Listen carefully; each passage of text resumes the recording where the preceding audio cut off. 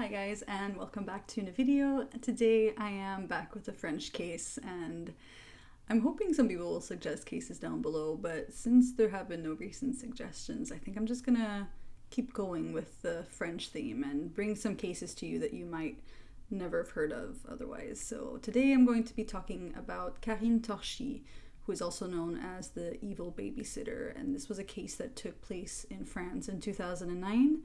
And I will give you a heads up before this video starts if you have any issues with mentions of abuse, physical abuse, domestic abuse, and domestic violence, as well as the death of a child and violence towards children, as well as pregnancy loss. So just to give you a heads up, and I forgot to add, this video also includes animal cruelty. So if these topics are too much for you, I understand. I would highly recommend you click out of this video. This is a bit of a heavy one to start the year with. I'm really sorry, but I did want to speak about this case. In France, it is also known as La Petite Samya, who is the little girl mentioned in this case, which kickstarted this entire affair. So without further ado, let's just get started. July 29th, 2009 was a very hot summer in France, especially in the region of Lyon. This was about 7:30 p.m. in Belay, and Christelle had just gotten home from spending the day with her daughter at the park. She was helping her daughter look for her pajamas when she looked outside her window and noticed a very young girl lying on the ground with a doll between her legs. She thought it was a little bit odd, but it looked like the girl had just fallen over, so she keeps looking for her own daughter's pajamas until she decides to just take another look outside the window. Something felt very odd about this, and she realized the little girl hadn't moved. And she immediately rushed outside to help the little girl and see what had happened, but once she got to the girl, she noticed that there was blood coming out of her nose.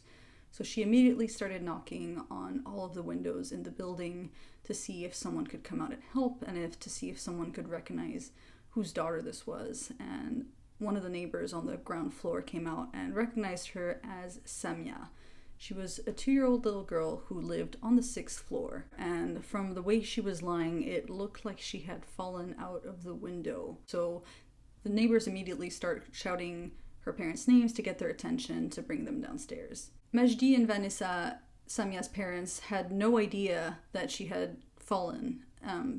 They thought she was still inside the house, so once they realized what had happened, they rushed downstairs in disbelief. Their daughter had just fallen 15 meters to the ground. An ambulance arrived shortly after to take Samya to the hospital. Unfortunately, she was declared dead not long after. And this was such a tragic accident because, unfortunately, it happens more often than you think. Kind of like swimming pools with kids, if there's no gate around it, it's a little too easy for kids to accidentally fall into it, and if there isn't an adult there supervising, they could very easily drown. These accidents happen quite often, especially when it's very hot outside. Someone leaves the door to the balcony open or opens the windows, and the kids are either curious or just accidentally lose balance and fall out, which is absolutely heartbreaking. And police immediately speak to the parents to see just what could have happened. How could this have happened? Who would have left a window that would have allowed a 2-year-old to climb out of? Her parents weren't in the room with her at the time. They were actually in the veranda of the building, so they had no idea this had happened, and they had no idea what had happened because they didn't see anything. So police started speaking to the neighborhood just to see if they have anything to say about Majdi and Vanessa. And it turns out they are a very average family, very nice family, 3 children, never bothered anyone. People got along with them very well. They never had any issues, no complaints whatsoever. And the immediate neighbors on the 6th floor said that they hadn't heard any shouting, any disagreements, any fights previous to Samya's accident and Samya's death. So it's not like there was an argument that could have escalated to something more sinister. It just seemed like they were just a very nice family minding their own business, and unfortunately their daughter fell from the 6th floor. So the police obviously went right into the apartment to see the layout and see how this could have happened. And when they enter the living room, they realize that the blinds are closed, so it's those electric blinds that you can just shut.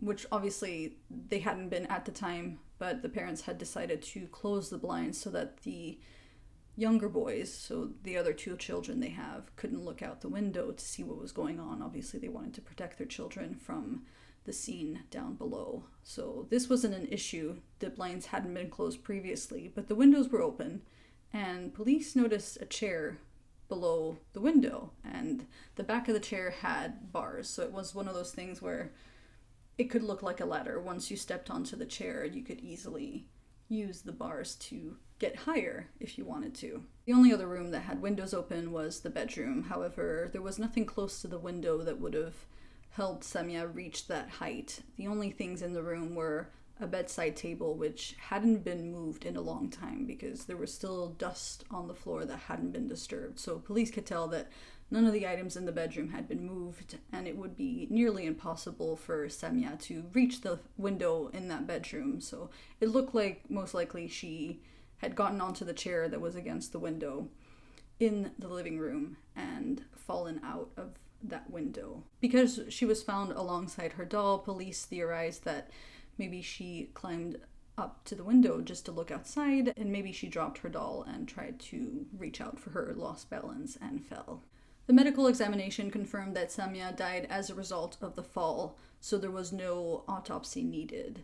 Since there didn't seem to be any form of foul play, it was very clear that the cause of death was the fall. But police still need to check with the family to see how they are dealing with the other two children, to try and see if there's any source of neglect, to see if any of the parents' decisions could have led to this accident and if any of it could have been prevented. Vanessa immediately told police that the chair wasn't there when they were hanging out in the veranda. When she left the living room where the kids had been eating and then playing, the chair wasn't under the window.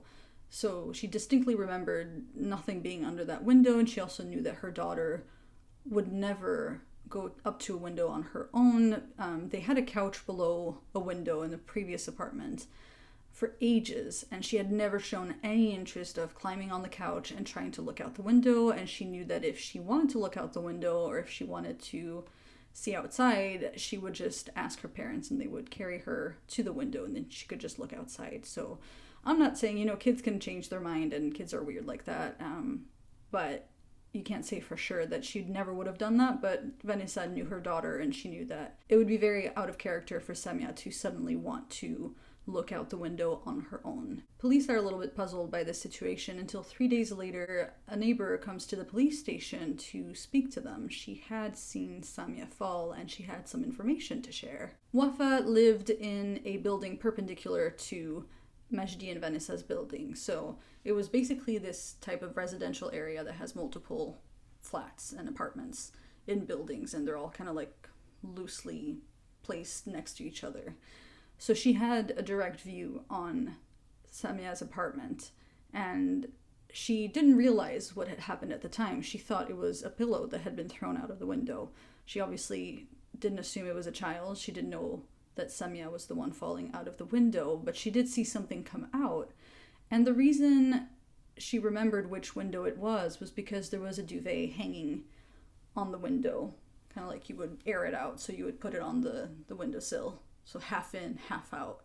And she remembered the pattern of the duvet. And when police showed her a picture of the outside of the apartment and asked her to point towards the window, she pointed the bedroom window, which is where the chair hadn't been. The chair was in the living room, and there was nothing in the bedroom to indicate that Samya could reach that window.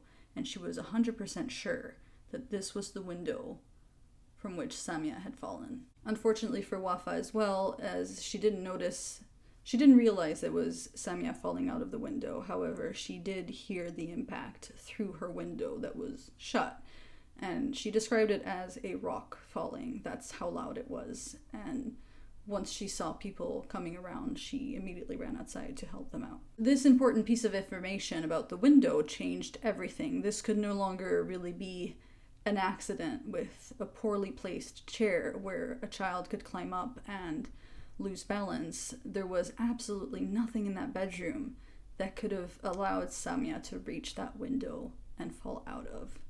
And police just decided to go back and speak to the family to see what could have possibly happened. Police asked Vanessa and Majdi to go over that night's events just to get a good idea of what had happened between the time they left that room and the time Samya was found on the ground. And what's very interesting to know is that the parents weren't alone that night. They had a friend staying over. Her name is Karine Torchi, and she had been a friend of Vanessa's for quite a long time. Vanessa told police that the three children had been eating dinner in the living room at the table before Majdi left to smoke a cigarette in the veranda. And Vanessa left to go to the kitchen to cook some more until she joined her husband to, I'm not sure if she smoked, but she joined him to have a cigarette.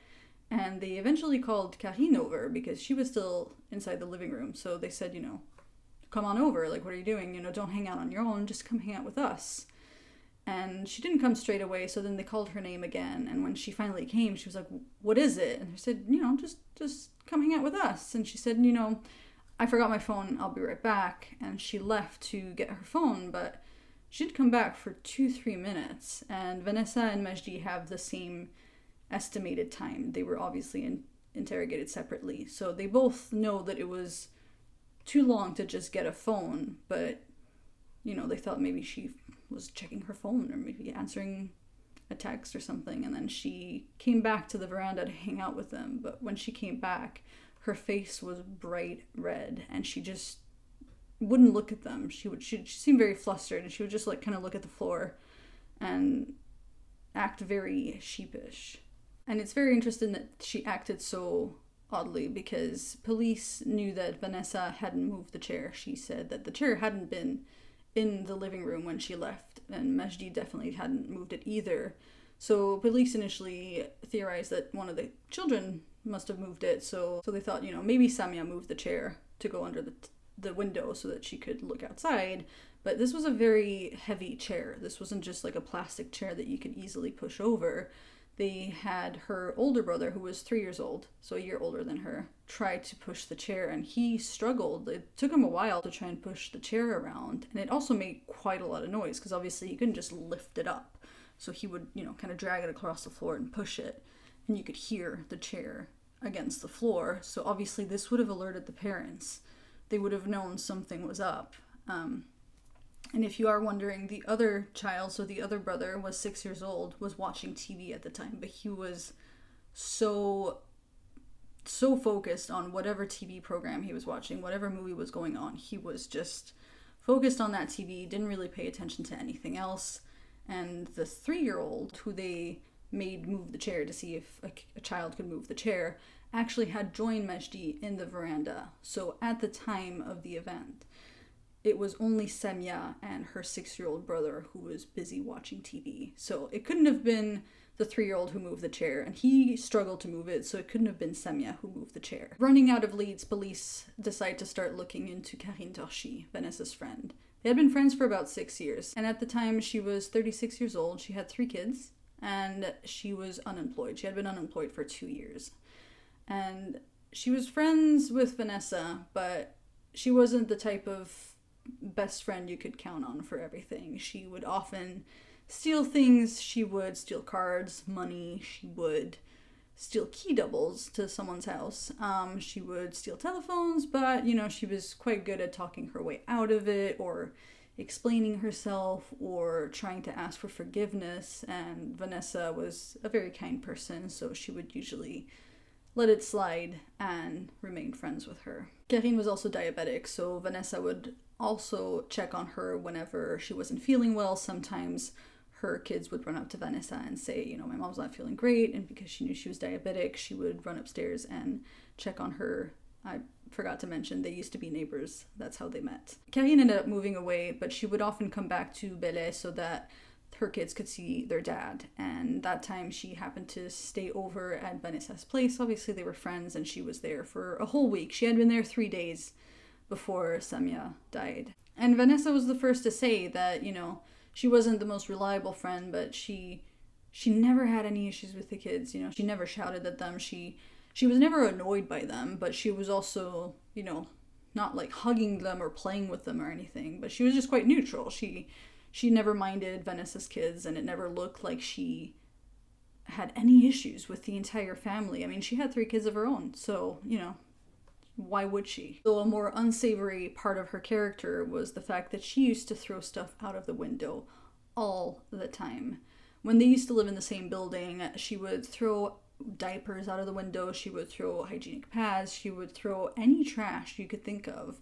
She would just throw it out the window, just like that. And everyone knew it was her. She always denied it. It stopped as soon as Karine moved away, but she had a very bad habit of just throwing stuff out the window that she considered trash and just letting nature deal with it. Because of Karine's suspicious behavior around the time of Samya's fall, they spoke to Vanessa a little bit more just to get more information about her. And she did say that days after Samya's death, she stayed with the couple. She was supposed to stay there a week, and obviously she is their friend, so obviously she would stay there behind after an event like this to help them. But she acted very withdrawn. She would keep doing weird stuff, like she would insist on sleeping in Samya's bed, to the point where Vanessa and Majdi were very uncomfortable, and they asked her to stop staying in her room, stop sleeping in her bed. She's dead, and this is weird, and you need to sleep somewhere else. You cannot stay in her room. It's inappropriate. And she never offered any support.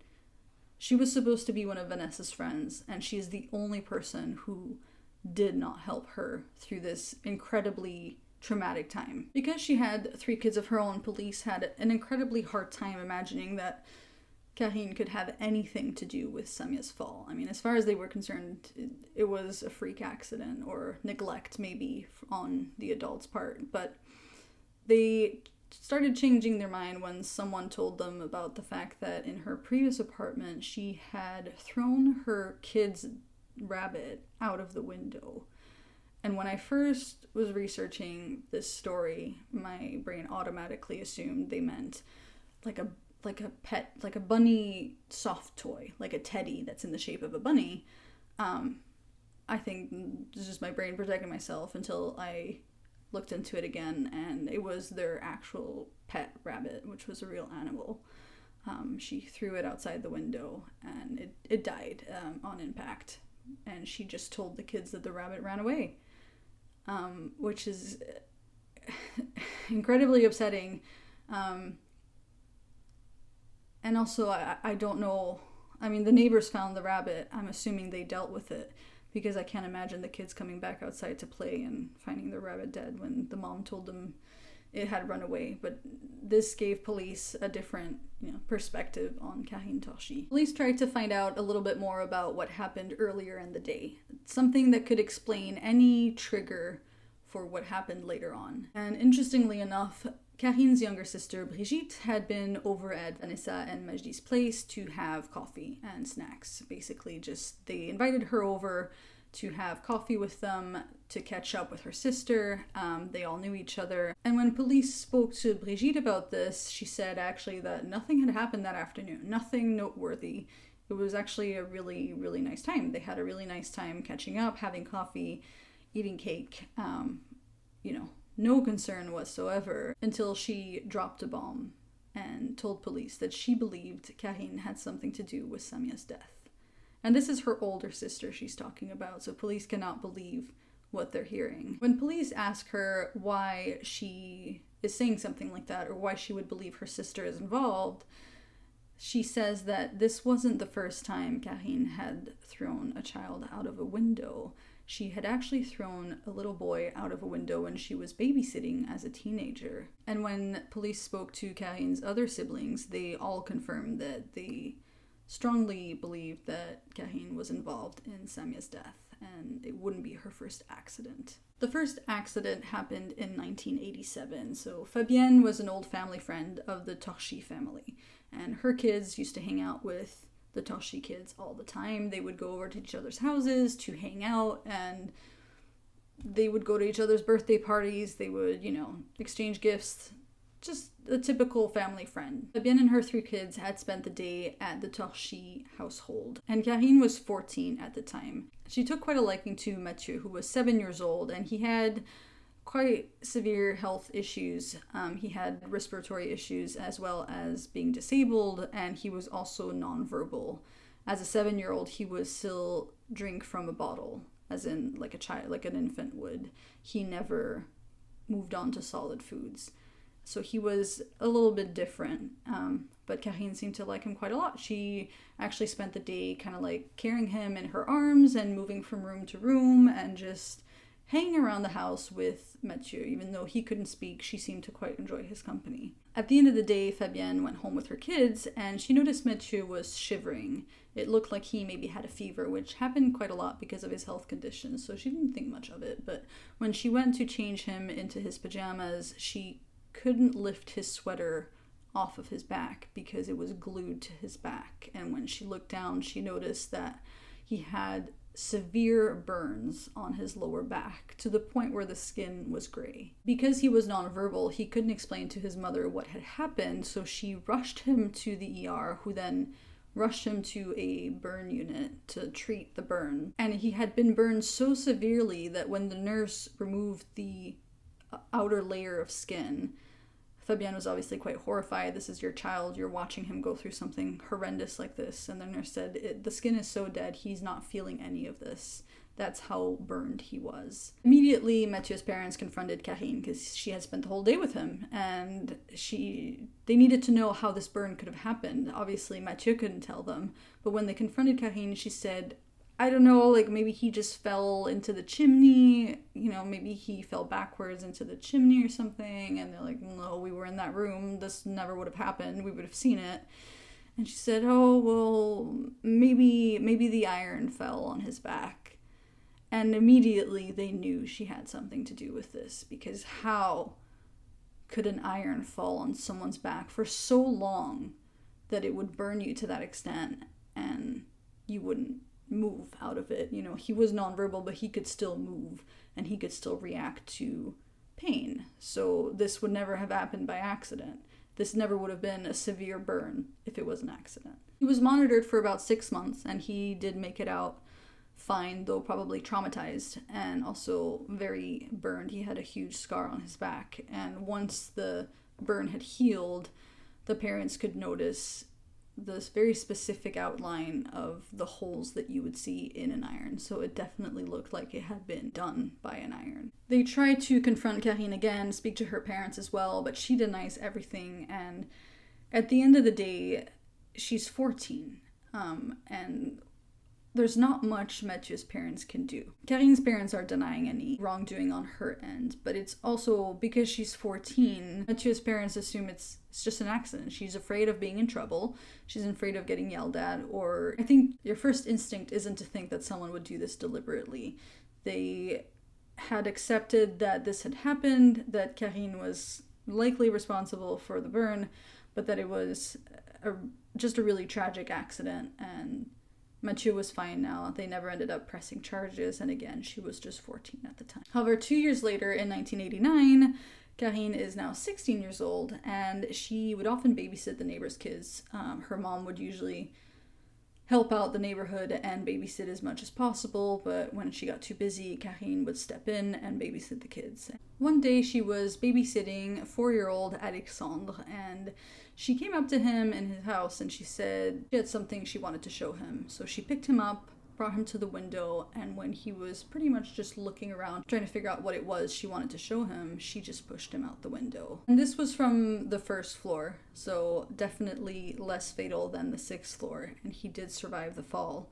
However, after the fall, he immediately started shouting, "She pushed me." His mother came out and realized that he was in pretty bad shape, and instead of dealing with whatever he was saying, she just rushed him to the ER to just try to make sure he could be fixed, or he could be healthy again. So whatever injuries he had sustained, she just wanted him to be back to normal, and whatever else could be dealt with later. And it turned out he had fractured femur, and he spent 40 days in the hospital. And he kept blaming Karine for the fall. In the hospital, he told his parents, she pushed me out of the window. And of course, when the parents confronted Karine, she said it was just an accident. He fell when they were playing. The parents were more inclined to believe Karine, who is 16, and they thought that maybe she wasn't really saying what was going on because she was afraid that they would tell her she wasn't watching him properly or she was being a bad babysitter. But they unfortunately believed Karine instead of their own son, which I get it, a 4-year-old, you can't, I mean, you can't believe everything they say, but you also can't believe everything a 16-year-old says. And also, this is your son, and they just assume that it was an accident, even though he was adamant that she pushed him. And also, he's an adult now, and he remembers exactly what happened, and he obviously has some serious trauma from it, because he remembers being pushed, and he remembers falling, and he remembers the pain he was in when he fractured his femur. And I would find it very hard to forgive my parents for not believing me when something that bad happened, but they basically just said that he was lying or exaggerating. They kind of thought like, oh, he's kind of like a hyper kid. He was always running around and climbing up things and, but he's a 4-year-old. But, jumping out of the window is definitely pretty extreme. So Karine never got the blame for this fall. As far as everyone was concerned, this was an accident. And one of the reasons she never got in trouble for these accidents was because she was a teenager when they happened, and there never seemed to be a motive. Like, there was absolutely, no reason to injure a 7-year-old who can't speak or push a 4-year-old out of a window. So I think most parents automatically want to assume that this is just a really bad accident. She really messed up. She wasn't being a good babysitter, and she was afraid of the consequences of owning up to her mistakes. And as a teenager, I don't know how long the charges could last. I don't know how that would work, but that is why there had been no known previous issues with Karine as an adult. After hearing about these stories, police have enough circumstantial evidence to put her in custody, and they bring her to the police station for interrogation. And she seems very confused. She doesn't understand why she's there. I mean, she understands what's going on, but she just thinks it's temporary. And she's like, why are you arresting me in front of my kids? They went to pick her up at her own house in front of her 3 children. And she just looked like a single mom. That's just what she looked like. She's taking care of her 3 kids, and here they are just taking her out in front of the kids to interrogate her. And she decides that she is going to tell police the truth. So she speaks to them and says, actually, I did see Samya fall, but it was an accident. Samya had been in the bedroom, which is interesting because obviously initially it looked like it could have been the living room, not the bedroom. And the neighbor confirmed it was from the bedroom window. And Karine said, I was in the bedroom and I saw Samya climbing on top of the bedside table, reaching out the window, and I didn't get to her in time. And she was nervous about admitting that she had been a horrible person because she just stood there and saw her fall out the window and didn't react. So what she did instead was move the bedside table back to where it was so that Majdi and Vanessa couldn't blame her for not looking over their daughter carefully. However, police know this is a lie. They had already established that the bedside table hadn't been moved. And even then, it would still be quite hard for Samya to get out of the window and then fall over. But they also want her to keep talking, so they don't try and confront her immediately saying, you're a liar, we know this isn't true.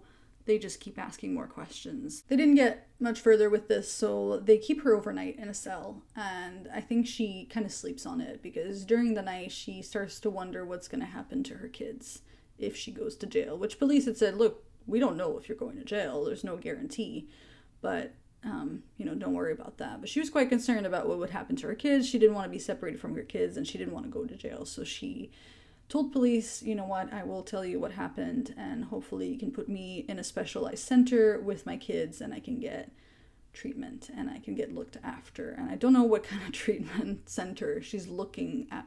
I don't know what she's talking about. Maybe it's a place, and I've never heard of it. Please comment down below. But I think she was hoping that by telling the truth, she could minimize the risk of going to prison and still get to be with her kids. And what's so concerning is the truth, which is that she had gone into the veranda after Majdi and Vanessa had asked her to join them, and she said, well, I need to go get my phone. And she left to get her phone in the living room, but she noticed in the bedroom that Samya was playing with her doll at the bottom of the bed, and she just walked in, picked her up by the waist, and the momentum of picking her up, she just kept going towards the window and just threw her out head first.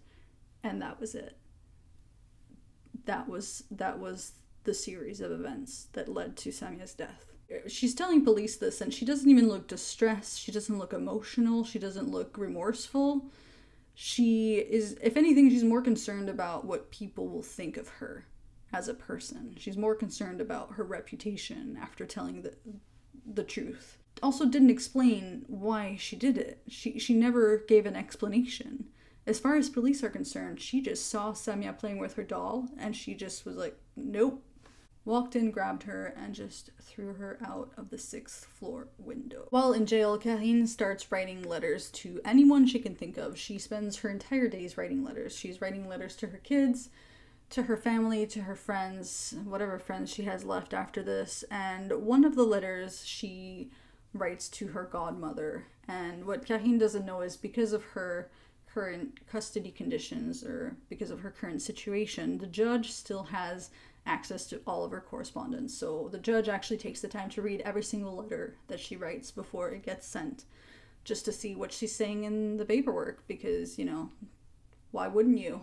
And she was right to check, because in the letter she sent, or she was looking to send to her godmother, she gave a very different version of events. In that letter, she claimed that she had lied to the judge and that she wasn't the one who had pushed Samya out of the window. What had happened was Majdi came home that night very, very drunk and also on drugs. Like he was high on weed and cocaine, and he decided to pick Samya up, put her on his shoulders, and he kind of lost balance and she fell out of the window. And the judge is like, right, in my office now. And she brought her in with the presence of her lawyer, which was a smart move. And she asked Karine to go over this version, to say, like, what's this then? You're accusing Majdi of being responsible for Samya's death. So she gives her the same version that was in the letter, and she also says that the reason she took the fall for Majdi was because he was blackmailing her, threatening to take her medication, like her diabetes medication, away from her, as well as her laptop. And she was like, well, I need my laptop to work. This is a lady who's been unemployed for 2 years, by the way. But he allegedly blackmailed her and said, if you don't take the fall for this, I'm taking your diabetes medication away from you. Luckily, the lawyer spoke to her and said, right, this is absolute horseshit. So, I highly suggest you take this back, because it'll just make you look worse. And it's not like, obviously this is her lawyer who's defending her. He wouldn't just tell her to lie and say, like, this is, you need to take this back. Everyone knew she was lying in that letter, and they said, look, this is absolutely unacceptable. You cannot go through with this version of events. And she accepted and said, right, okay, you're right. And then she went back to the original, the second original version of events, where she's the one who threw Samya out of the window and it wasn't an accident. But even then, in the presence of the judge, she still gave no explanation or motive. And a month later, Brigitte, so Karine's sister, tells police about another incident that happened 5 years ago. She was about to head out for groceries when she realized that her 11-month-old son was asleep and she didn't want to wake him up. So Karine offered to just stay and babysit him and not wake him up. Basically just, watch her kids while she goes grocery shopping. And, her sister says, perfect, great, thank you. She's out of the house for maybe 3 hours. And when she comes back, Karine is preparing dinner for the kids. So she has an 11-month-old and a 5-year-old. When it came to having dinner, her 11-month-old Yanis did not feel like eating, which was unusual. He was a baby that liked to eat. He never fussed around with dinner. He was quite happy to have some food, but she didn't think too much of it. She thought, you know what? Why not? Maybe he's just not hungry tonight. So she goes to the bedroom to get him ready for bed. And she notices that he just couldn't fall asleep. Like, he was tossing and turning, and then he started sweating quite a lot, but it wasn't warm in the room. Like, the room was an average temperature. There was no reason for him to be sweating. He wasn't overdressed or anything like that, and she knew something was wrong. And when she gave him a bottle of water, he drank the entire bottle of water in one go. So she got very concerned, and unfortunately the next morning he did not wake up. He was in a coma. She rushed him to the ER. He actually got helicoptered out to a hospital nearby, and he did pull through. He did manage to wake up again. They got him out of a coma. The doctors had to figure out why he had gone into a coma in the first place, and it turns out it was by insulin injection. So he had been injected with a heavy dose of insulin, and that's what led to the coma. And, Brigitte is sitting there thinking, right, so my sister is diabetic, and she injects herself 3 times a day, and she also prepares her injections ahead of time and keeps them in the fridge. So she's, thinking, who else could it be? She's the only one looking after my kids in the house while I'm gone. I'm gone for 3 hours and I come back, and, the next day my baby doesn't wake up. So she immediately confronts her sister, who denies everything. And she says, absolutely not, I never did this. So she denied everything. And she actually said that it could have been Florian, Brigitte's older son, who could have administered the injection. Maybe he took it from the fridge and he wanted to play doctor and he gave Yanis an injection of insulin. Florian is 5 years old, just so you know. And police obviously had to bring in Brigitte, Karine, and Yanis's father to have a conversation. And police chose to believe the version of events where a 5-year-old grabbed the insulin injection and injected his little brother with it, which is just mind-boggling. Just because, it's a baby. He's 11 months old. If you inject him with anything, you would hear him crying. It's a needle. Like, he's not going to just take it like a champ and be like, nailed it, He's 11 months old. He's going to react to a needle injection. And also, if that was the case, she would have noticed one of her injections missing because she knows how many are in the fridge. She has 3 a day. By the end of the day, where she needs her last injection, she would say, like, now where's this then? She would be missing it, and she would report it or look into it. To make things worse, she kept denying her involvement and then suggested that maybe it was her own son, who I assume was there that night, who could have injected his little cousin, and then even suggested that Brigitte was responsible. So she's not only denying this, but she's accusing her own son and then accusing her own sister, who was away for 3 hours and came back to, a very distressed baby. So we have a mother of 3 who, from the age of 14, has voluntarily injured 3 kids and killed 1. And she, again, never offered any explanation or motive. So how does this happen? What happened to her? How could she be this person walking around the streets? What's going on? Karine Torchi was born on January 10th, 1973, and she's from a middle to lower class family. Her mother was a stay-at-home mom, and her dad worked as a driver on construction sites, which is like an actual job, like just driving the different, like the cranes and the things like that on construction sites. That was his job. And she was the eldest of 4 kids. She told police that growing up, her father was incredibly abusive and violent towards the mother, and that he would also take out a lot of his anger on Karine, who was the eldest. So whenever something went wrong in the house, it didn't matter which kid had done what. He wasn't interested in finding out who had messed up. He would just automatically take it out on Karine, who was the oldest. And her parents would often make her do quite a lot of the chores and hold her responsible for babysitting her younger siblings. When she turned 18, her parents got a divorce, and her mom just took off. She moved to the Reunion Island, left her kids behind just like that, which was incredibly brutal for all 4 kids. It was so traumatic for Karine that she developed diabetes. It never specified if it was type 1 and it got triggered later on, or if it was type 2. Whichever type it was, all of the healthcare professionals believed that it was this very, very sudden event of the divorce and her mother just bailing on the family to the other side of the world that triggered her getting diabetes. Now, the siblings actually tell a very different story, because they said, yes, actually, the father was an alcoholic and he was quite abusive towards the mother, but he never really took it out on the kids. He actually did his best to provide them with things, and he never treated them differently, aside from Brigitte, who admitted that because she was the baby of the family, she got away with more stuff, which I can relate. I'm the youngest and I got away with everything, but he did his best to provide, for his family, and, I'm not going to start praising him, but he definitely wasn't abusive towards Karine more than anyone else, and I don't think he was actually abusive towards the kids. It was mostly the mother.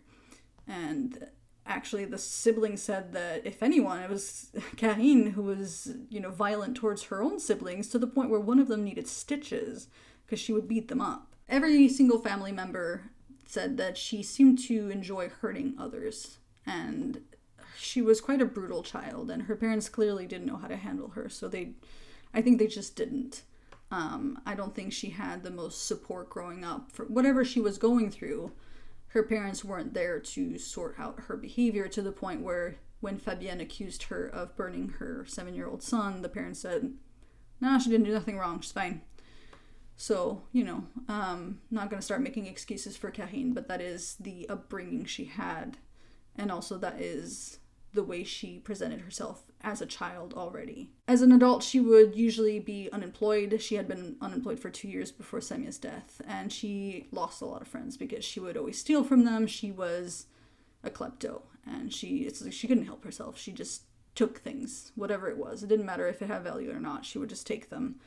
And her kids had been fostered more than once. There had been suspicions of abuse towards her own kids, though nothing with enough evidence to, go to CPS with. What's interesting but also tragic was that in September 2000, she lost a child when she was 6 months pregnant. She claimed that the child's father was responsible for the pregnancy loss, and that he had beaten her and kicked her stomach, and that she had to go to the hospital where the baby was declared dead, and she had to deliver a stillborn baby. And I think this would obviously affect any person going through this, but the doctors at the hospital were adamant in the report that this pregnancy loss wasn't because of any physical abuse or whatsoever. I'm not saying she wasn't abused by her partner. I've never found out whether or not that was true, although he did deny the claims. But they were adamant that her pregnancy was ended because she did not manage her diabetes while pregnant. They had multiple appointments that she didn't show up to, and if you don't know, if you are diabetic and pregnant, it is crucial to monitor your blood sugar and monitor your diabetes and manage it, because it's a very high risk pregnancy. So she didn't show up to the appointments, and she didn't follow the diet she was supposed to follow.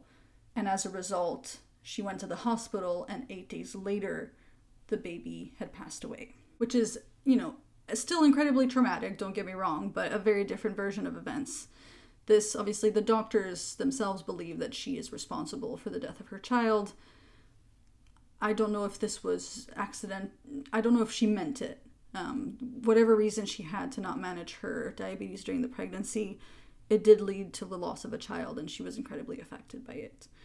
And she did get assessed by 2 different psychiatrists throughout this case to try and figure out if she has a condition, if she's clinically insane. I mean, none of them found any evidence of psychosis or any blatant issue with her. There was nothing, neither of them could find anything specifically wrong with her, aside from maybe a personality disorder. But she clearly showed that she was conscious when the attacks occurred, and she understood what had happened, and she actually took steps to try and cover her tracks, and she would, deny. Nobody ever got an explanation for anything she had done to their kids. But the psychiatrists believe that she won't talk about it because she doesn't know how to talk about it. So it's not like she doesn't have a reason. She probably does, but she either doesn't know how to formulate it, or she has a mental block and she can't express it. A few people were confused as to why she would go after other people's children instead of her own.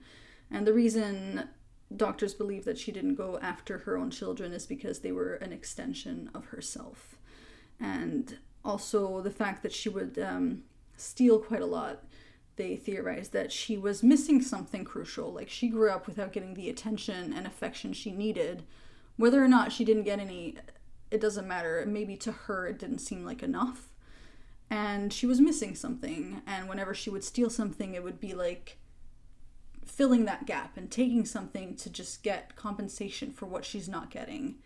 And whenever that wouldn't fulfill the gap, it would, lead to revenge. When police tried to recreate the scene, Karine was present, and there was a huge crowd of people outside with signs just shouting abuse at her. And just insulting her and anything you can think of, because obviously they absolutely hate her, and she killed a child, and she by then, she was known as an actual monster. And once they were inside the building, she refused to reenact the scene. She had a police officer act on her behalf, so she would talk them through it, but she would refuse to physically show what she did. She couldn't do it. She was sitting on the chair looking at the ground. She never made eye contact with Vanessa and Majdi, which must have been so traumatic for them to relive this recreation, this scene recreation, relive that evening. On September 21st, 2011, the 3-day court case begins. Samya's family showed up with a group of supportive friends who all wore t-shirts with pictures of Samya and the word Lulu, which is a very, very, very cute pet name for little girls. So if you have a little girl in your family, or if you know someone who's got a little girl, you would just say Lulut. It's just a cute little nickname, kind of like Sugar Plum, I don't know, something like that, but it's very cute. So maybe that was her little nickname as a girl. So everyone showed up with these very supportive t-shirts to help out Majdi and Vanessa. And also Brigitte was there because she was hoping to find out if Karine would plead guilty to injecting her son with insulin and almost killing him. Everything had changed since Samya's death. The 2 older brothers now spend their time going to the therapist. The whole family goes to the therapist, and they keep asking after their sister. One of them even said multiple times that they should all jump out of a window so that they could join Samya, which is one of the most horrendous and also heartbreaking things I've ever heard. And the entire court went silent when they heard that. Unfortunately, Karine never showed any emotion, provided any explanation, or apologized, and Vanessa even stood up and started yelling at her in court to give her a reason why, explain herself, tell me why you've done this. All Karine could say in response was, I don't know, I can't tell you, maybe one day I'll be able to tell you. The judge said that Karine was one of the most dangerous people he had ever met throughout his 20-year career.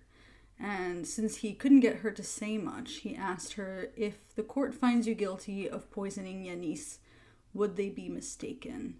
And she paused for a little bit before telling him that no, he wouldn't be mistaken. She ended up admitting to the 2 other assaults on Mathieu and Alexandre, and she was sentenced to 30 years, and the parents of the children she attacked never got any explanation or apology, unfortunately. Throughout the case, throughout the entire 3 days of court, it is said that she was holding on to a picture of her stillborn son in her hand. And it's possible that this could be, I wouldn't say the source, but this contributed to her behavior, but she was already hurting and injuring kids at the age of 14 and 16. And it's hard to say if, she actually does have mental health issues or if she has any problems that psychiatrists couldn't see, but I find that hard to believe. But also nobody wants to admit or believe that she is normal and just one of us. I think most people agree that there is something wrong with Karine Torchi, but I hope one day she will be able to explain her actions, and maybe she does need help. Maybe sending her to 30 years in jail without any support is not the answer. But I know some people are very, very, very angry about this case and believe that she is just a stone cold psycho who deserves to be in jail for 30 years. I mean, I'm happy with the sentence, but again, it's one of those cases where, as much as I don't want to make excuses for her, I personally believe that there has to be something not clicking for her to react that way and behave that way from the age of 14. Yeah.